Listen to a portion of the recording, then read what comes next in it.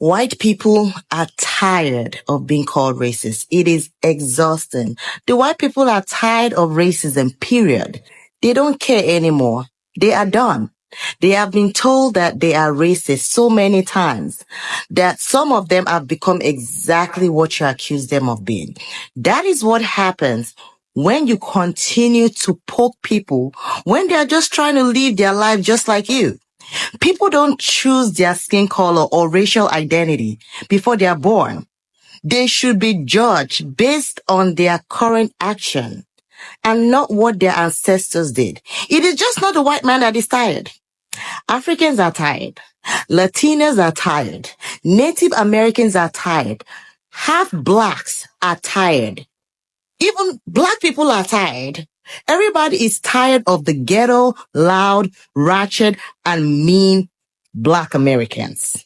We are all tired. Some of you have gotten on my last damn nerve. Let's go ahead and talk about black fatigue. This isn't a term for everyone. It was created to help us, black people, explain the deep daily exhaustion we feel from dealing with racism, microaggressions, and being ignored or mistreated by systems that were never built for us. It's not just being tired. It's being worn down mentally, physically, and emotionally because we're constantly surviving in a world that acts like we don't belong in it. Now, here's the part that needs to be said. The audacity of some white men and women that have started using the term like it belongs to them, saying they're fatigued because they're tired of hearing about racism, tired of not being the center of every conversation, tired of being called out. Let me say this, that's not black fatigue. That's discomfort from being held accountable. Every time black folks try to speak about our experiences, somebody always wants to jump in, flip in, and make it about them. And that's not okay. You don't get to hijack language that was made for us, by us, especially when we're using it to survive. If hearing about racism makes you uncomfortable, imagine what living it feels like. Black fatigue is not yours to rebrand. Respect it, learn from it, and stop centering yourself in something you will never fully understand. I'm just going to assume that you are a less than mediocre white man hiding behind a fake profile, because if you had the spine of a black woman, then you wouldn't be hiding. If I were a less than mediocre white man like you, I would be completely bothered by black women also. I would be fatigued by black women outperforming me in education and beating me at starting businesses, because black women are the #1 educated and the #1 entrepreneurial demographic in this country over white men. So how embarrassing must it be for you as a mediocre white man to have an entire system built and rigged in your favor at every turn, and you still fail and you still underperform behind black women, the most oppressed group of people in this country. But here's where you made your mistake. You built a system for you mediocre whites to make things easier for you. You don't have to work as hard, while putting up a bunch of obstacles and making it harder for groups like black women to get ahead. When you force a group of people to work 10 times harder than you, then they're 10 times better than you. That's why black women are outperforming you, and you can't stand it and you can't stop it, because the more obstacles you try to put up, the harder black women are going to work. I'm just going to... White people attempting to rebrand white rage by co-opting the term black fatigue as though it's a phenomenon they actually experience but only recently found the language to talk about is both dystopianly weird and tragically on brand. the copying, the whitewashing, the centering themselves by playing victim.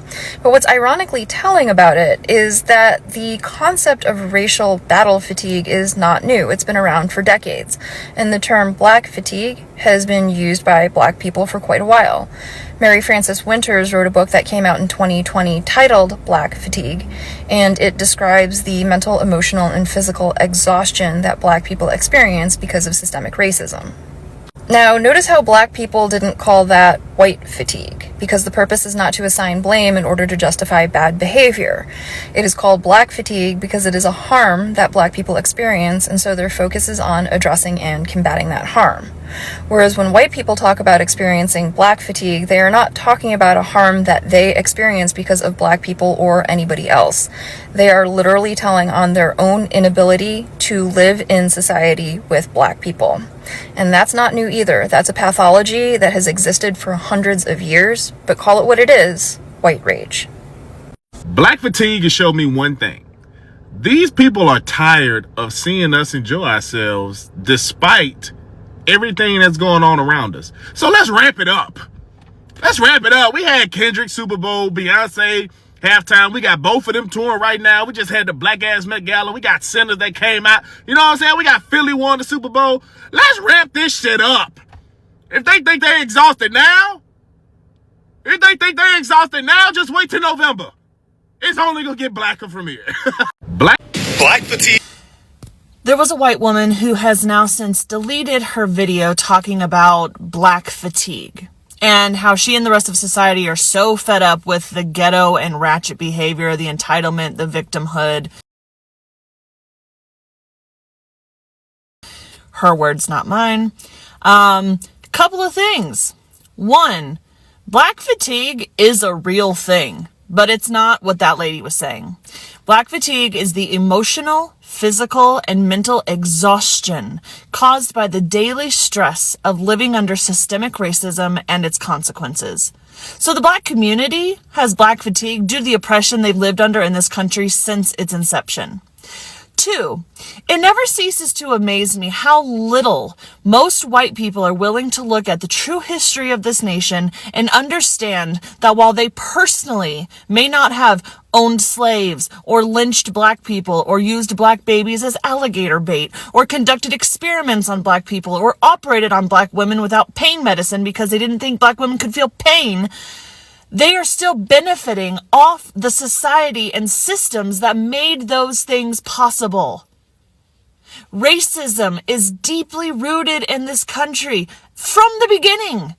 We stole this land from the indigenous Native Americans. We brought black people to this country against their will and sold them into slaveries. We ripped their families apart. We have maligned, maimed, and misused the black community since the first ship arrived on the shores of the United States.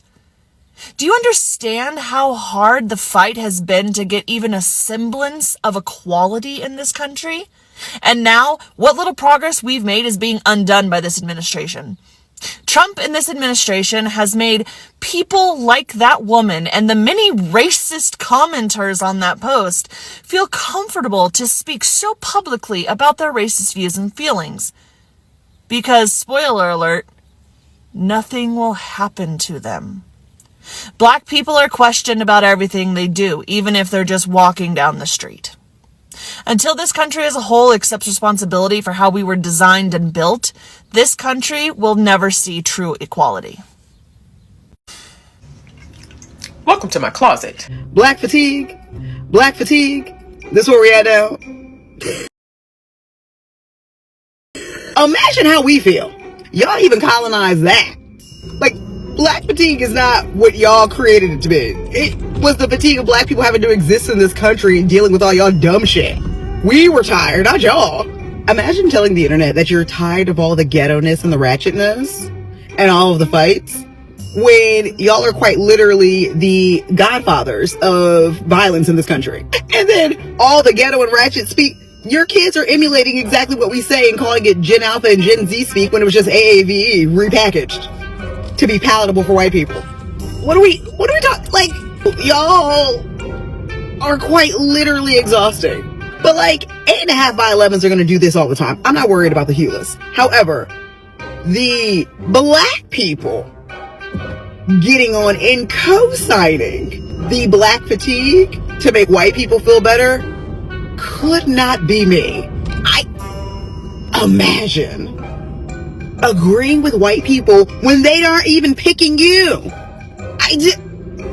Super weird. But like, sure, being held accountable for your racist ideology. If I were white and I had to constantly hear that black people are right and then it proves out and you're sitting there being mad, yeah, I'd be mad too. I too would be annoyed if I were half the age of black women but looked twice as old as them. Yeah, I'd be pissed too. So like, hold your black fatigue and raise yourself some accountability. Because oof, happy Monday, y'all. Black fatigue, shut up. And you know what? I'm going to use the hashtag Black Fatigue so that the whites making that content see this video. Black fatigue already has a meaning, and it's not the one that you think it is. Black fatigue means the emotional toll, the exhaustion inherent in living under systemic racism and having to deal with that shit day in and day out and live in a society and a culture that is, the deck is stacked against you and the rules are made to discriminate against you and make your fucking life harder. That is what that phrase means.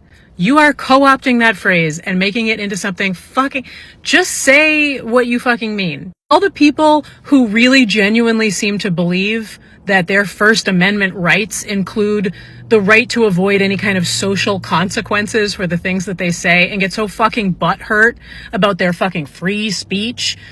Let me tell you, they understand that they are going to have social consequences from the shit that they say. Some of them do anyway, which is why they co-opt phrases like black fatigue. This is like when a narcissist goes to therapy and learns all of the therapy language so that they can then go out and try to gaslight and abuse all of the people in their lives. If you don't like black people and you're tired of hearing about black people and hearing from black people and having black people around you or in your face or in your culture, just say that. You're using a phrase like black fatigue to try to make what you're saying sound like it is some sort of intellectual discourse that we're having.